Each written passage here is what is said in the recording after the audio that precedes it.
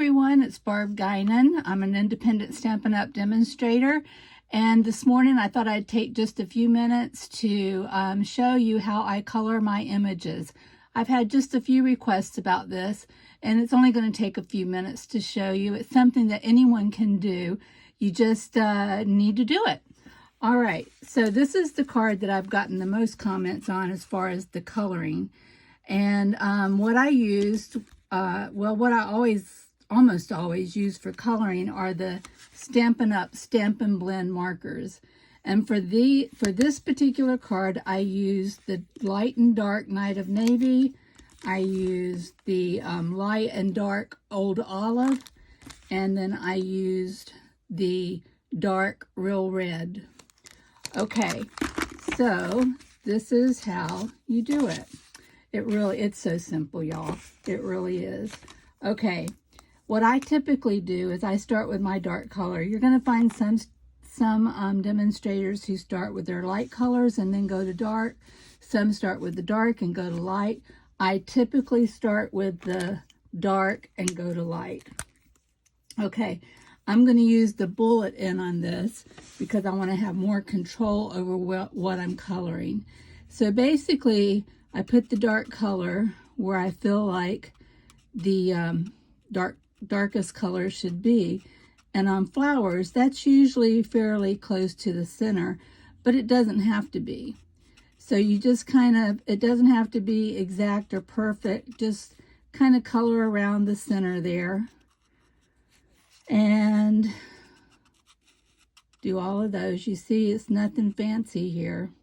There's probably people out there who are really fancy and know what they're doing. I have no clue. This is just what I do.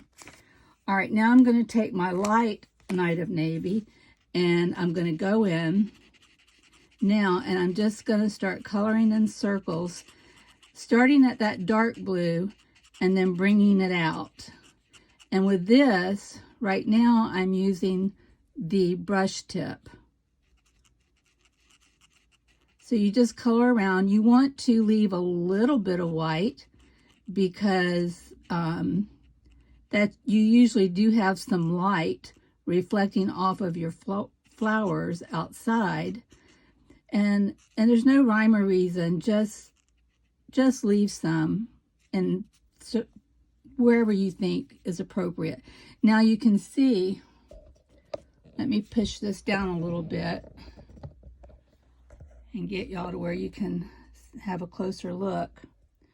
Okay, so you see right here, you can tell that's where my dark color was. Whoops, y'all are shaking, aren't you?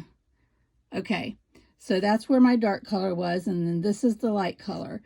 Now, I don't like for that transition to be quite so evident, so I typically go back in with the light and do it again, and I start where that line is. And I just start bringing the color back out again. And this time I don't go all the way to the outside of the flower. I just bring it in a little bit all the way around. And that will typically do away with that harsh line where the colors are different. Okay, so now I'm going to go over here and do the same thing. Only I'm going to switch over to my bullet because the flowers get smaller now. So I'm going to switch to the bullet tip. Just color those in. I do it in circles. You don't have to. You can do it in lines if you want.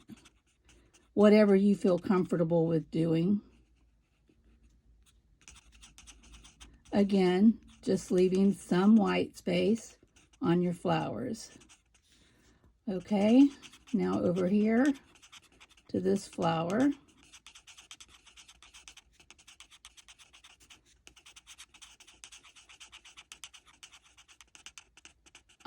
You can use watercolor pencils. You can use if you have kids, you might have some of those paint kits in your house for your kids to paint with. You can use those to color.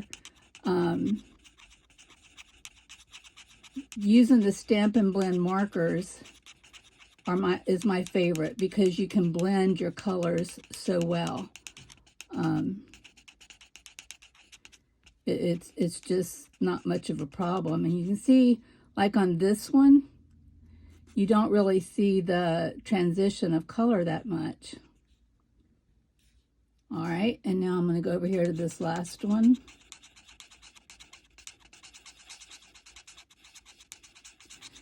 The reason I painted this or colored this blue was when I saw the image, I thought of morning glories. Now, I don't know if that's what these flowers are because I don't really know a lot about flowers.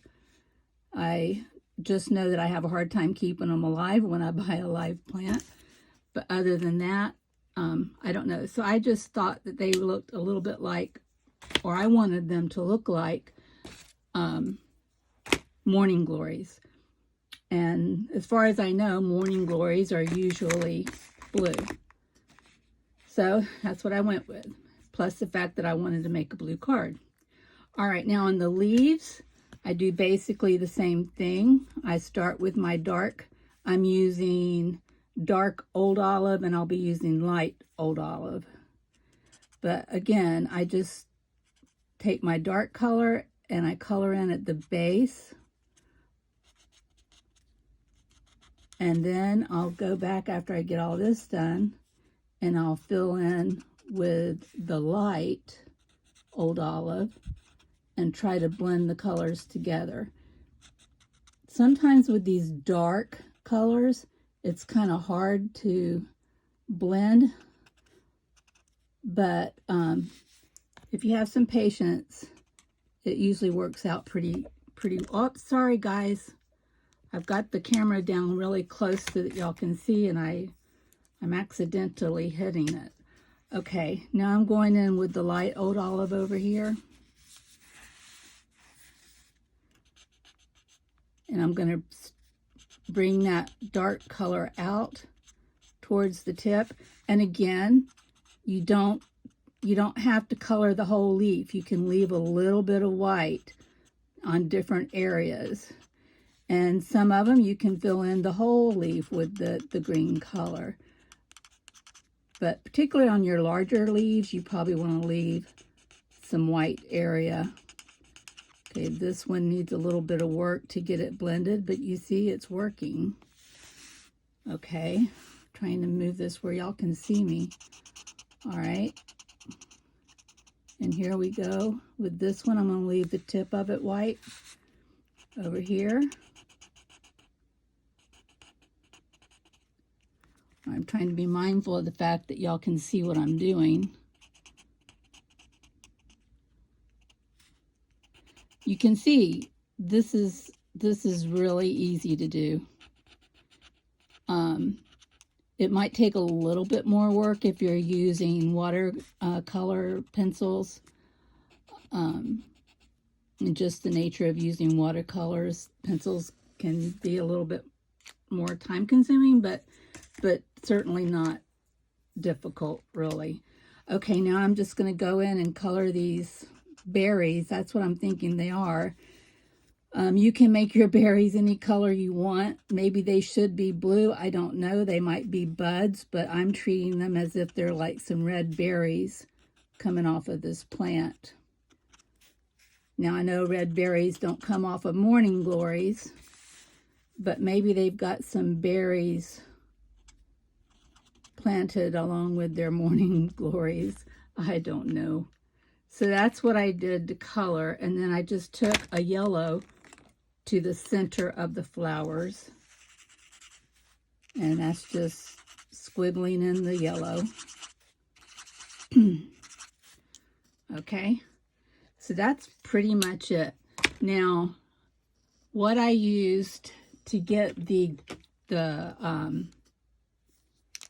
glimmery effect, first of all, I stamped the image onto shimmery white cardstock. And now I'm going to use my Wink of Stella. Let's see if I can, Wink of Stella. This is a clear glitter pen. And it's the one I had trouble with a few days ago, on my last video, I think it was. The old one was leaking horribly, and I couldn't fix it, so I ended up just throwing it away, because I certainly wasn't going to continue using it when it was leaking all over my projects, because that's not fun. Okay, so you just go over whatever areas you want to be glittery. In this case, I'm doing all of the blue, and then I'm going to do the red berries. Also, to give it a little bit of dimension, you can add some gems to the berries, which I think I did on, yeah, I added gems to the berries on the card that I showed y'all that was already done. All right, now you see some areas where the color is leaking outside of the black line. That's because I probably should have let this dry a little bit longer before I colored it, because I just stamped it about a half an hour ago. And I find that it's best to stamp my images and let them sit for a few hours. I usually stamp the day before, and then when I go the next day to color, I don't get the bleeding effect. You can see a little bit of it right there, a little bit over here. The card is still works out, but that is something that you might tend to notice if you don't let your ink dry long enough. Okay, and then when you get done, you just stamp your image, your sentiment. And since I have I need so many thank you cards right now. I need thank you, and I need thinking of you.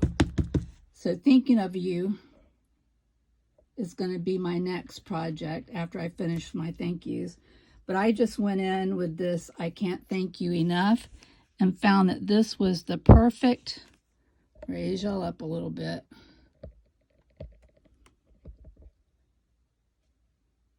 I found that it fit very nicely right here at the top of this card. At the top of the image, I should say. Stamp that on there, and you're good to go. You see how quick? This whole video took me 12.5 minutes, and I did a lot of talking and very little coloring, and this is the end result. So you can do this, all right? I want you to try it, and if you do, please tag me so I can see what you've done with your projects. All right, thanks everyone. Have a great day, and I'll see you next time.